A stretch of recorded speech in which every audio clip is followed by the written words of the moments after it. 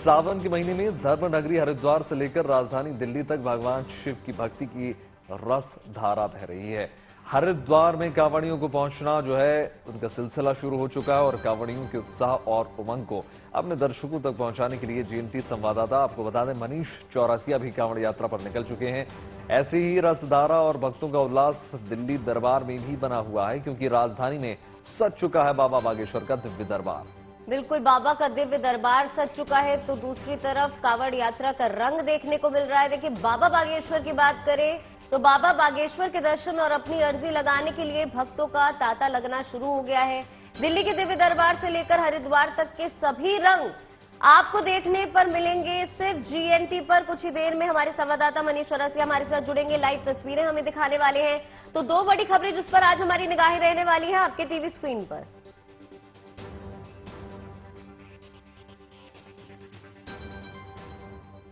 तो हमारे संवाददाता मनीष चौरसिया देश हित में कांवड़ यात्रा पर निकल गए हैं। वो दिल्ली से सफर करते हुए हरिद्वार पहुंच चुके हैं। तो देखिए, पूरे रास्ते उन्होंने कई कांवड़ियों से मुलाकात की और कांवड़ियों की तपस्या को करीब से महसूस किया। वहीं हरिद्वार से दूर राजधानी दिल्ली में बाबा बागेश्वर का दरबार सज चुका है।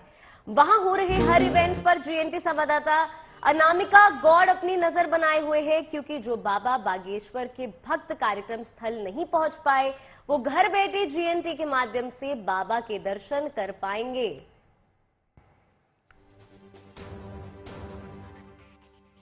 देखिए, आपको बता दें कि हमारे दर्शक जो हैं जीएनटी के साथ कांवड़ यात्रा का आनंद और पुण्य दोनों हासिल कर सकते हैं। भोले के भक्तों की भीड़ शहर शहर नजर आने लगी है। हरिद्वार जाने वाले रास्तों पर आस्था का जन सैलाब देखने को मिल रहा है। हरिद्वार में भोले के भक्तों का स्वागत फूलों के द्वारा किया जा रहा है। ऐसे में शिव भक्ति में लीन कांवड़िए भी नाचते गाते नजर आ रहे हैं। मतलब इन दिनों हरिद्वार पूरी तरीके से भगवा रंग में रंगा हुआ है। नाचते गाते शिव भक्तों ने इस यात्रा को महोत्सव के रूप में बदल दिया है। चारों तरफ भगवान शिव के जयकारे ही गूंज रहे हैं। ऐसे कई दिव्यांग कांवड़ यात्री भी हैं जो भगवान आशुतोष का अभिषेक करने के लिए गंगा जल लेने हरिद्वार पहुंच गए। ये 6 तस्वीरें बता रही हैं कि आस्था का उत्साह सावन पर किस कदर छाया।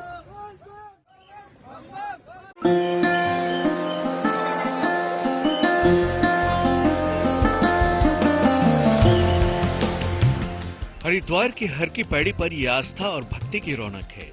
यहाँ हर ओर कांवड़ मेले की उमंग है। शिव भक्त मां गंगा का आशीर्वाद ले रहे हैं। यहाँ से पावन जल लेकर अपने गंतव्य की ओर लौट रहे हैं।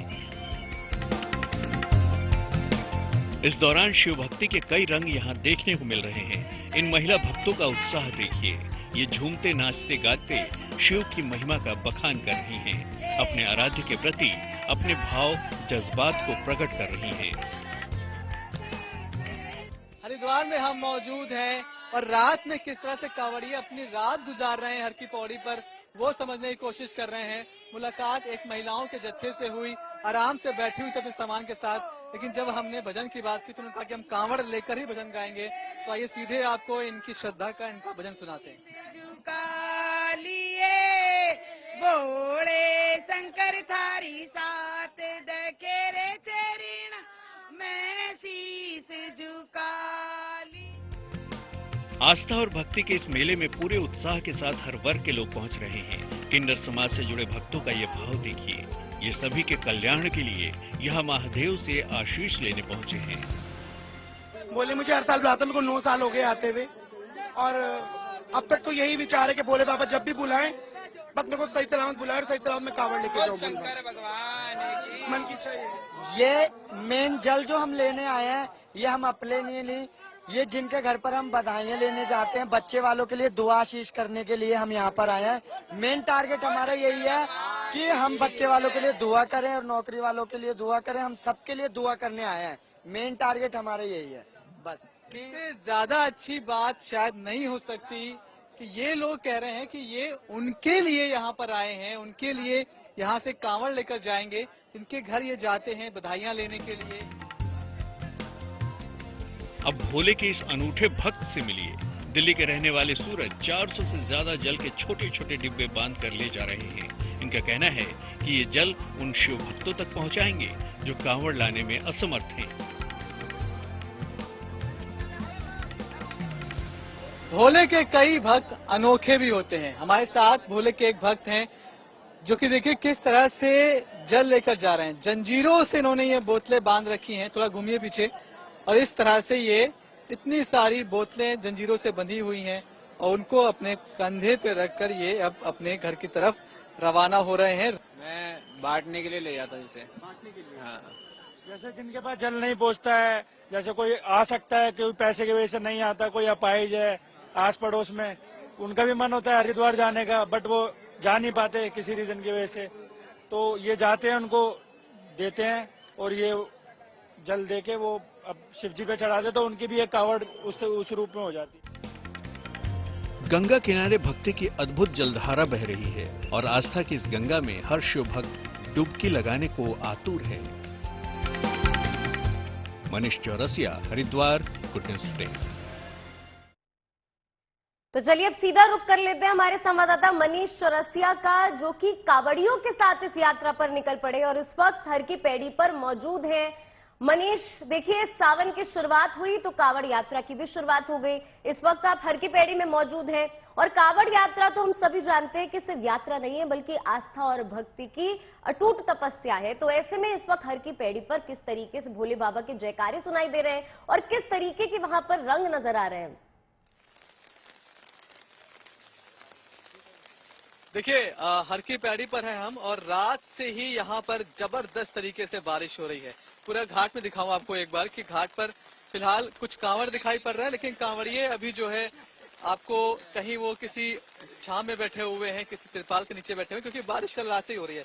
लेकिन जज्बा लगातार बना हुआ है। आप देखिए ये एक कांवड़ है जिसकी अभी अभी लोगों ने जल लिया है, यहाँ धूप बत्ती जलाई है, पूजा पाठ की गई है और इसके बाद से अब यहाँ से वो लेकर निकलेंगे। लेकिन तमाम भोले के भक्त इस बारिश में भी बाहर मौजूद हैं। एक बार बोल बम की नारे तो लगा दीजिए। बोल बम बोल बम बोल बम बोल बम बोल बम बोल शंकर भगवान की गला वीर बजरंगे बोल गंगा मैया की। गला बैठ गया है नारे लगाते लगाते। कहाँ से आए आप लोग? हिसार से। तो पहली बार है या हर साल आते? ना, हर साल। कितने सालों? 4 साल हो गए। रास्ते में कोई कष्ट, कोई संकट? नहीं, कोई कष्ट। कैसा अनुभव रहा? बढ़िया जमाओ के। देखिए कुछ बहुत सारे आपको यहाँ पर बच्चे भी दिखाई पड़ रहे हैं। ये सारे बच्चे, कितने बच्चे हैं आपकी टीम में? ये अपने टीम के बच्चे 3-4। जय हो। क्या उम्र है आपकी? 13 साल की। पहली बार है ना, 4 दूसरी। हाँ। तो सबके साथ आते हो तो कभी लगा नहीं कि मन में कि इतनी दूर कैसे जाएंगे, कैसे कष्ट होगा? कभी नहीं। आप कितने साल के हो? 13 के। आप भी 13 साल के हो? तो छोटे रहे यार। थोड़ा स्कूल नहीं खुले अभी? स्कूल नहीं खुले अभी? नहीं खुले है। छुट्टी लेकर आए हो? हाँ। अच्छा, तो यहाँ आए तो कैसा लग रहा है? रास्ते में कैसा रहा? कैसे आए हो, कैसे गए? सही आए हैं। आप कहाँ से आए हो? हम भी इकट्ठे हैं हिसार से, साथ में सारे। तो रास्ते में किस तरह का अनुभव रहा? खाने पीने की व्यवस्था ठीक है? प्रशासन की व्यवस्था? प्रशासनिक व्यवस्था बहुत बढ़िया है। ये तस्वीरें मैं आपको दिखा रहा हूँ। ये तमाम भक्त हैं जो कि हिसार से आए हैं। माँ गंगा की बिल्कुल मैं चरणों में पड़ा हुआ हूँ, यहीं पर खड़ा हूँ। ये घाट है, लेकिन बारिश क्योंकि कल रात से ऐसे देखिए आपको चारों तरफ की जो तस्वीरें हैं, थोड़ा सा आपको फिलहाल सन्नाटा दिखाई पड़ेगा, वरना मैं कल रात 1:30 बजे तक यहीं टहलता रहा। भीड़ बहुत ज्यादा है। अभी भले तस्वीर आपको थोड़ी सी हल्की दिखाई पड़ रही हो बारिश से, लेकिन जो प्रशासन यहाँ पर मौजूद है वो भी तमाम चीजों को मनीष, आप खुद कांवड़ यात्रा पर निकले हैं। बहुत ही कठिन और पवित्र यात्रा इसको कहा जाता है। आपके व्यक्तिगत अनुभव भी अब हर रोज जुड़ेंगे, हर रोज आप नए नए अनुभव साझा करेंगे। ये भी समझाने की कोशिश कीजिए कि कहते हैं कि 3 प्रकार की कांवड़ यात्रा होती है, किस प्रकार से दंडवत प्रणाम करते हुए भी लोग पूरा कांवड़ यात्रा को संपन्न करते हैं। थोड़ा और बताइए विस्तार से। और पुष्प वर्षा की भी हमने तमाम सुंदर तस्वीरें देखी, तो प्रशासन की तरफ से किस प्रकार की इस बार व्यवस्थाएं की गई हैं? मनीष।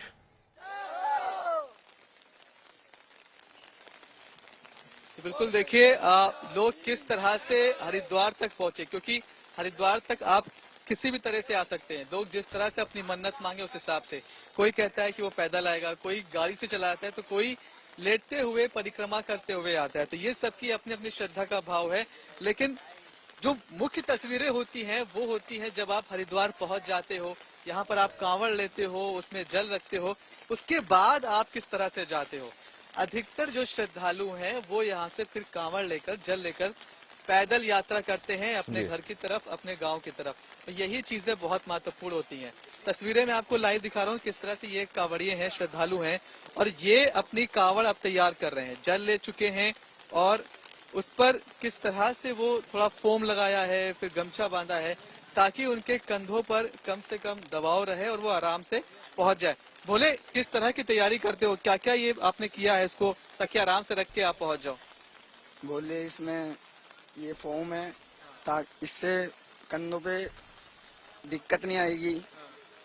और कितनी दूर जाना है आपको, कहाँ लेके जाओगे। बोले मैं मेरठ जाऊंगा, बिजोली गाँव। बिजोली गाँव जाओगे तो पैदल ही जाओगे आप। हाँ बोले पैदल जाऊंगा। पहली बार जा रहे हो। हाँ बोले पहली बार 31 लीटर जल है। आए कैसे थे आप। बोले आया तो बस से था मैं। आए बस से थे। तो वही बात है कि आने को आप कैसे भी आ जाओ, लेकिन फिर जाना कैसे है वो आपकी श्रद्धा पर डिपेंड करता है। बहुत सारे जो श्रद्धालु हैं वो अधिकतर पैदल मार्ग ही चुनते हैं। एक और भोले हैं जो कि अपनी कांवड़ तैयार कर रहे हैं, लगभग तैयारी पूरी हो चुकी है। बोले आप भी निकलने वाले हो। जी बोले मेरठ से हैं। इसी बारिश में निकल जाओगे। जी बोले शंकर। पहली बार आए। जी पहली बार ही आए हैं। पहली बार आए तो इतना आप धूप देखते हुए आए होंगे, गर्मी सहते हुए आए होंगे, आप बारिश सहते हुए जाओगे, कोई कष्ट तो नहीं। जी नहीं, सब कुछ भोलेनाथ की कृपा है, बाबा की, उनका आशीर्वाद बना रहे, सब कुछ कुशल मंगल है। देखिए आप किसी भी श्रद्धालु से बात कर लीजिए, मैं साफ तौर पे यहाँ पर देख पा रही हूँ। देखिए बेहद तेज बारिश हो रही है वहां पर, लेकिन जो भक्ति है, जो आस्था है वहां पे श्रद्धालुओं के मन में, वो वहां पर खास तौर पर अटूट नजर आ रही है। मनीष, मैं समझना चाहूंगी वहां पे भक्तों से कि अभी वो फिलहाल गंगा जल लेंगे हर की पैड़ी से, उसके बाद ये जो कठोर तपस्या है उसके लिए फिर से प्रस्थान करने वाले हैं। आगे का सफर उनका कैसा रहने वाला है, और साथ ही में बाबा के जयकारों की अगर बात ना हो, अगर बाबा के जयकारे ना लगे, तो मुझे लगता है कि दर्शकों का जो एक्साइटमेंट होता है वो जरा कम हो जाता है।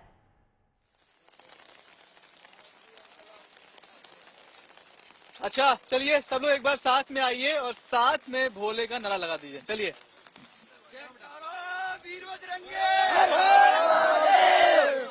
बोल बम बम बम, बोल बम बम बम, बोल बम बम बम, बोल बम बम बम, जयकारा वीर बजरंगी, हर हर महादेव, बोल शंकर भगवान की जय, बोल गंगे माई की। नारे लग गए हैं और किस तरह का एक्साइटमेंट है वो आप देख रहे हैं। यहाँ से ये भोले अब अपना जल लेकर निकल रहे हैं। इनकी पैदल यात्रा शुरू हो चुकी है। इनके पूरे रास्ते का संघर्ष किस तरह का हो सकता है, मौसम के लिहाज से हम और आप समझ सकते हैं कि बारिश बेहद जबरदस्त हो रही है। कब थमेगी कब रुकेगी नहीं पता। रास्ते में किस तरह का खान पान होगा ये कहना बहुत मुश्किल है। बोले आप पहले भी यात्रा पर आए हैं। जब यहाँ से जल लेकर चलते हैं तो किस तरह की चीजों का ख्याल रखते हैं, खाना कैसा खाते हैं और खाने पीने की कैसे आप परहेज कैसे करते हैं। क्योंकि व्रत में चलते हैं। व्रत में चलते हैं। 7-8 दिन व्रत ही चलते हैं। यहाँ से कावड़ उठाए, जल उठाया, जब से व्रत में चलते हैं। फल फ्रूट आते हैं। हाँ फल फ्रूट लेते हैं। हाँ। और क्या नियम कायदे होते हैं अगर आप कावड़ लेकर जा रहे हैं। जो लोग नहीं जा पाते, जो अभी पहली बार आए हैं, थोड़ा उनके लिए बताइए कि क्या नियम कायदे होते हैं। नियम कायदे तो ये व्रत में जाना चाहिए। बोले कोई ये प्रे करना चाहिए, बांस मिट्टी का नहीं मुड़ना चाहिए, मुड़ के देखना चाहिए। हाँ कावड़ दुलानी चाहिए, नीचे नहीं रखनी चाहिए। अच्छा, और ये भी कहते हैं कि अगर आप जल लेकर जा रहे हैं तो सोना नहीं है। अगर सो गए तो फिर उठ के नहाओगे, खा लिया तो फिर खा के नहाओगे। हाँ सोने के बाद नहाना है, नहाने के बाद कावड़ उठानी है। सोने के बाद ऐसा नहीं है कि भाई वैसे ही कावड़ उठा ली। सोने के बाद नहा के फिर कावड़ उठानी है, ज्योत बत्ती करके, अपने धूप बत्ती करके लेकर शंकर भगवान का नाम कावड़ उठानी। तो आप देखिए कि रास्ते में बहुत सारे शिविर पड़ते हैं। कांवड़ियों के लिए डेडिकेटेड मार्ग है जिस पर बहुत सारे कैंप हैं, बहुत सारे ऐसे जहां भंडारे चलते हैं, खाने का इंतजाम होता है। मनीष, अधिकतर कांवड़िए हमने ऐसी तस्वीरें भी देखी हैं इस बार बड़ी इंटरेस्टिंग, जब बिल्कुल श्रवण कुमार की भूमिका निभाते हुए भी हमको कांवड़िए नजर आए, भक्त नजर आए, जहां वो अपने माँ बाप को ले जा रहे थे साथ में पालकी बनाकर। उस प्रकार की आपको भक्त मिले होंगे, किस प्रकार की तस्वीरें देखने को मिली मनीष। कि बिल्कुल कल जब हम दिल्ली से चले और कांवड़ मार्ग से ही हम भी आए ताकि हमारी मुलाकात लगातार कांवड़ियों से होती रहे, भोले के भक्तों से होती रहे, तो एक बहुत ही अद्भुत नजारा था मेरे सामने जब एक श्रद्धालु व्हील चेयर पर बैठे थे और हरिद्वार से जल लेकर वो वापस अपने घर की तरफ जा रहे थे। घर कहाँ था उनका? घर था उनका भरतपुर राजस्थान में। अब उनसे मैंने पूछा कि आपने कैसे सब कुछ मैनेज किया, आप व्हील चेयर पर हैं, आप चल नहीं सकते, कैसे? तो बोले कि कोई दिक्कत नहीं हुई क्योंकि मेरी हिम्मत तो टूट रही थी कि मैं कैसे जाऊं। जब छोटा था तो घर वाले लेकर आते थे, लेकिन ये जो मेरे दोस्त आपको साथ दिखाई पड़ रहे हैं, ये जो मेरी टीम है, इन्होंने मेरा ढांढस बनाया। मैंने कहा भी कि मैं नहीं जाता हूं, लेकिन सबने कहा कि हम तुम्हें लेकर चलेंगे, जो कुछ भी होगा देखा जाएगा, ऐसी कोई खास दिक्कत नहीं होगी। और उनकी टीम के लोग कभी वो व्हीलचेयर को धक्का दे रहे थे, कभी उनको संभाल रहे थे। तो ये जो तस्वीरें थी बेहद खास थी क्योंकि उनके दोस्त उन्हें लेकर आए थे, दोस्तों के सहारे वो आए थे। बिल्कुल मनीष, तमाम तस्वीरें हम देख पा रहे हैं यहाँ पर और आस्था साफ नजर आ रही है और कावड़ लेकर चलना कोई आसान बात नहीं है। आप बने रहिए हमारे साथ, तमाम तस्वीरें हम अपने दर्शकों को दिखाते रहेंगे। देखिए, हरिद्वार में कावड़ मेले को लेकर सुरक्षा के पुख्ता इंतजाम किए गए हैं। चप्पे चप्पे पर सुरक्षा कर्मी मौजूद है। हर की पैड़ी पर बड़ी तादाद में महिला सुरक्षा कर्मियों को भी मुस्तैद करा हुआ है। ये पुलिसकर्मी महज सुरक्षा व्यवस्था ही नहीं संभाल रहे हैं, बल्कि शिव भक्तों की हर संभव मदद भी कर रहे हैं। तस्वीरें यहाँ पर बेहद रंगीन, बेहद शानदार आपको दिखाई पड़ रही हैं क्योंकि कांवड़ में इतने सारे रंग आपको दिख जाएंगे, जैसे पूरा जो इंद्रधनुष है वो इन कांवड़ के रंगों में उतर आया है। लेकिन इसी बीच आपको एक तस्वीर और देखनी चाहिए। ये तस्वीर उन लोगों की, उन जिम्मेदार लोगों की जिनके हिस्से में, जिनके कंधों पर इस पूरे मेला क्षेत्र को संभालने की जिम्मेदारी है। वो है हमारी सिक्योरिटी फोर्सेस, उत्तराखंड की पुलिस। लाखों की संख्या में पुलिस को इस पूरे मेला क्षेत्र में तैनात किया गया है और मेला क्षेत्र को भी कई सारे अलग अलग सेक्टर्स में बांटा गया है, अलग अलग जोन में बांटा गया है।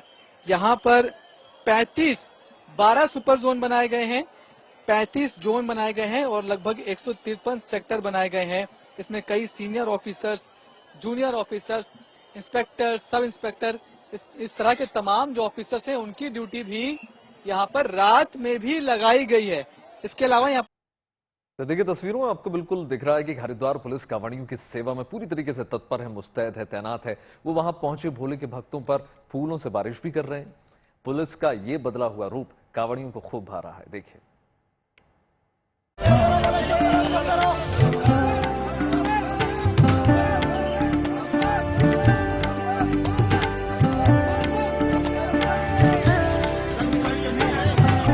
धर्मनगरी हरिद्वार पहुंचे कांवड़ियों का जोरदार स्वागत हुआ।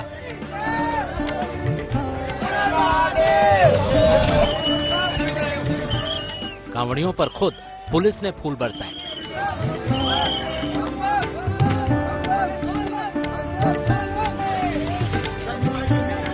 ये नजारा हरिद्वार के शंकराचार्य चौक का है, जहां पुलिस का एक अलग अंदाज देखने को मिला। दरअसल यहाँ अधिकारियों और जवानों ने एक पहल की और कांवड़ियों पर कुछ ऐसे फूल बरसाकर उनका स्वागत किया।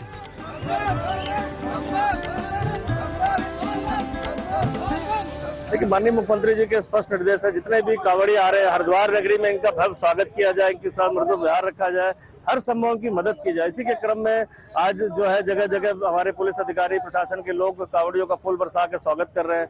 उनकी जो छोटी छोटी कोई आवश्यकताएं हैं उसको भी तत्काल मौके पर अटेंड कर रहे हैं। एक दो छोटे छोटे माइनर एक्सीडेंट्स उस पर मौके पर अधिकारी भी जाकर उनसे कुशल क्षेम पूछ रहे हैं, उनका हालचाल पूछ रहे हैं। इतना ही नहीं, यहाँ प्रशासन की ओर से कांवड़ियों को गर्मी से राहत देने के लिए पाइप वाले फव्वारे भी लगाए गए हैं, जिनसे लोगों पर गंगा जल की बरसात की जा रही है। इससे शिव भक्तों को थकान और गर्मी से बड़ी राहत मिलती है। इससे नेचुरली फायदा मिलता है जब वो देखते हैं इस तरह से हम स्वागत कर रहे हैं उनका, और यहाँ पर इस तरह पुलिस प्रशासन लगा हुआ व्यवस्थाओं में, तो कहीं ना कहीं वो मैसेज लेके जाते हैं पुलिस के प्रति, जो एक निगेटिव कभी कभी भावना बन जाती है वो भी दूर होती है और आपसी सामंजस्य से पूरी कांवड़ यात्रा सकुशल निकलेगी, ऐसा मेरा पूर्ण विश्वास है। पुलिस अमूमन लोगों की सुरक्षा का ही जिम्मा संभालती है, लेकिन जब इनके हाथों में लाठी के बजाय फूल दिखें तो बात खास हो जाती है। ऐसे में अपने स्वागत से कांवड़िये भी काफी खुश नजर आए। फूलों के द्वारा स्वागत किया गया है। पहले लाठी बरसाई जाती थी, आज फूल बरसाए जा रहे हैं। सारे कांवड़िए खुश हैं, सारे के सारे। एक भी कांवड़िए से पूछ लो, कोई दुविधा नहीं आई, सारी सुविधा कर रखी है।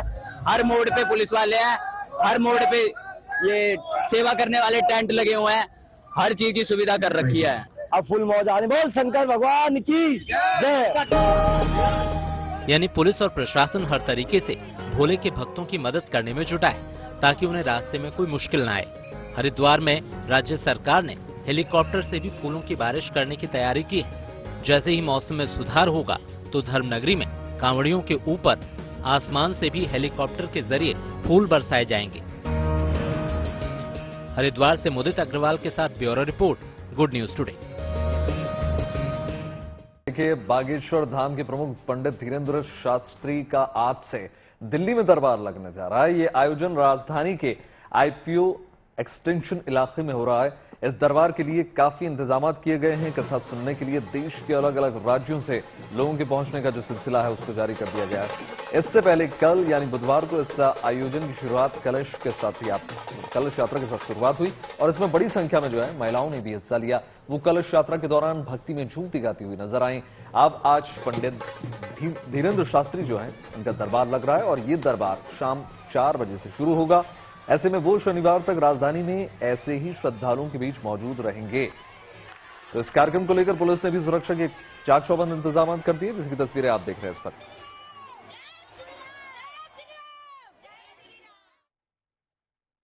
अनामिका हमारे साथ सीधे तौर पर जुड़ गई है बागेश्वर धाम से। अनामिका, बाबा बागेश्वर का जलवा तो हमने खूब देख लिया, चाहे बिहार हो, मध्य प्रदेश हो, गुजरात हो। दिल्ली में इस बार किस प्रकार जलवा देखने को मिल रहा है? कितना जनसैलाब, जनसमुद्र कहें, क्या कहें श्रद्धालुओं का?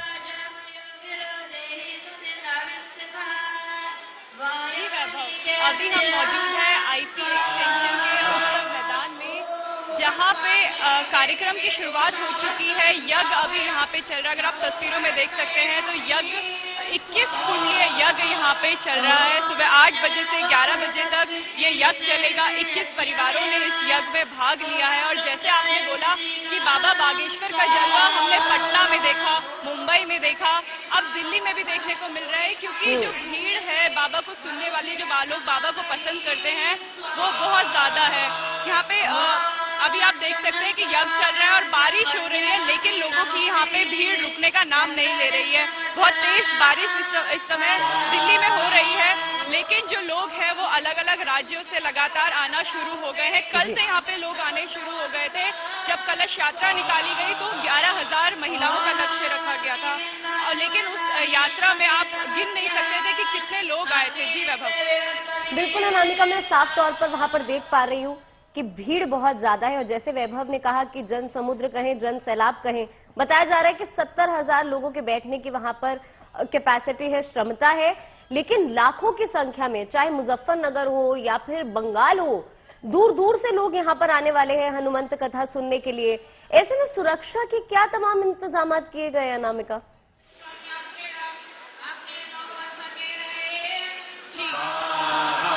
70,000 लोगों के लिए एक बहुत भव्य टेंट लगाया गया है। वाटरप्रूफ टेंट वो है, हमने तस्वीरों में भी दिखाया, और एक टेंट उसके बगल में भी लगाया गया है। दूसरे टेंट में हम मौजूद हैं जहां अभी यज्ञ चल रहा है, और अभी बहुत तेज बारिश इस समय दिल्ली में हो रही है, लेकिन इस वाटरप्रूफ टेंट के चलते जो है यहाँ पे कार्यक्रम में कोई अड़चन नहीं आ पा रही है। और उसके अलावा भी 2-3 टेंट और लगाए गए हैं इसी मैदान में, ताकि जो लोग हैं अगर उनकी जो संख्या है वो बढ़ती है तो उन्हें दूसरे टेंट में बैठाया जाए। वहाँ पे स्क्रीन लगाई गई है ताकि जो लोग आए हैं वो बाबा को आसानी से हनुमान कथा वहाँ पे सुन सके। अभी जो है यहाँ पे आप देख सकते हैं तस्वीरों में कि बिल्कुल अनामिका, मैं यही जानना चाह रहा था आपसे, जैसे कि आपने बताया, मैं यही आपसे पूछना चाह रहा था। अच्छा हुआ आपने बता दिया बारिश को लेकर, कि बारिश को लेकर क्या इंतजाम है, क्योंकि रुक रुक कर बारिश हो रही है लगातार।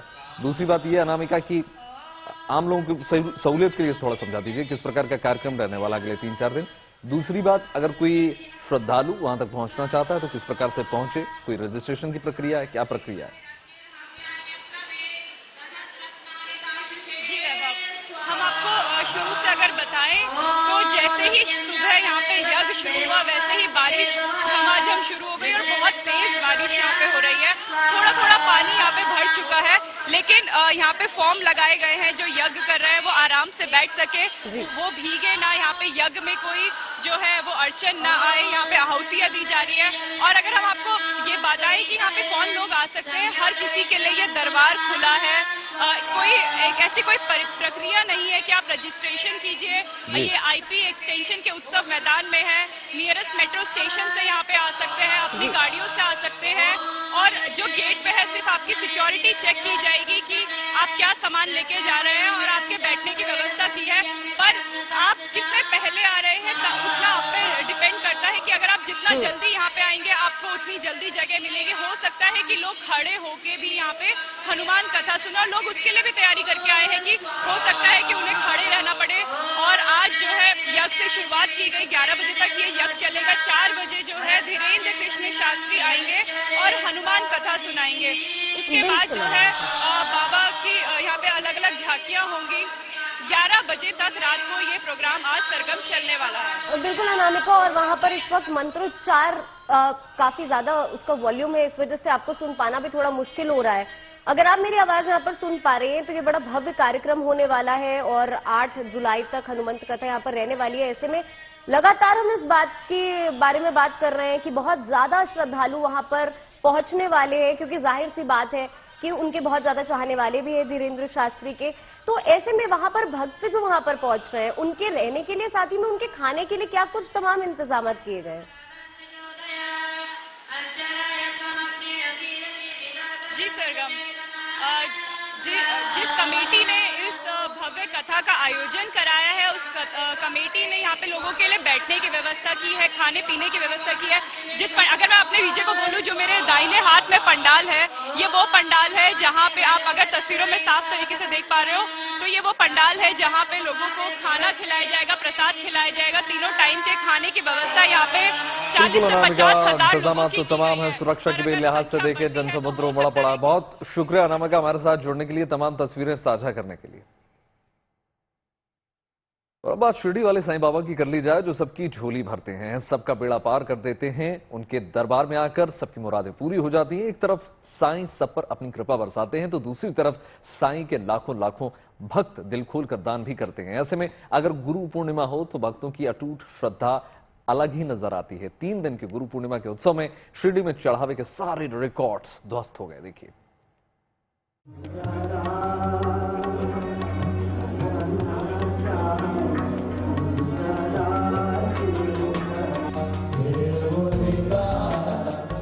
ये वो चढ़ावा है जिसे शिरडी के साईं बाबा को उनके भक्तों ने गुरु पूर्णिमा के अवसर पर भेंट किया है।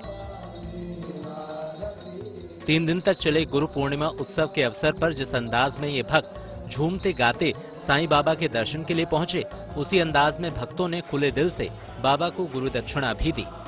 गुरु पूर्णिमा उत्सव 2 से 4 जुलाई तक चला।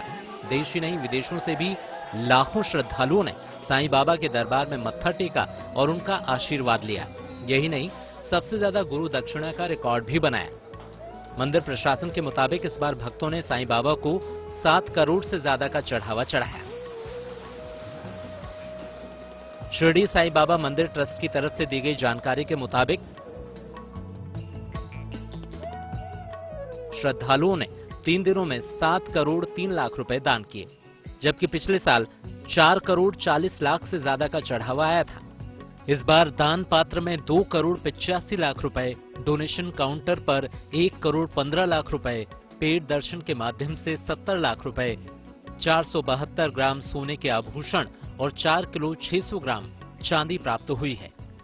यह गुरु पूर्णिमा का 3 दिवस का टाइम में 7 करोड़ से ज्यादा डोनेशन संस्थान को प्राप्त हुआ। ट्रस्ट की तरफ से ये भी दिल्ली और उसके आसपास के कई इलाकों में सुबह से ही तेज बारिश हो रही है। अलग अलग इलाकों में अलग अलग वक्त पर ये बारिश हो रही है। मानसून की इस बारिश ने गर्मी की तपिश झेल रही दिल्ली एनसीआर के लोगों को राहत जरूर दे दी है। मौसम विभाग की माने तो आने वाले कुछ दिनों तक दिल्ली का मौसम इसी तरह बना रहेगा। तस्वीरें आप देख सकते हैं दिल्ली एनसीआर की, सुबह से ही बारिश हो रही है और इस वजह से जो तपिश है उससे भी राहत दिल्ली वालों को जरूर मिलने वाली है।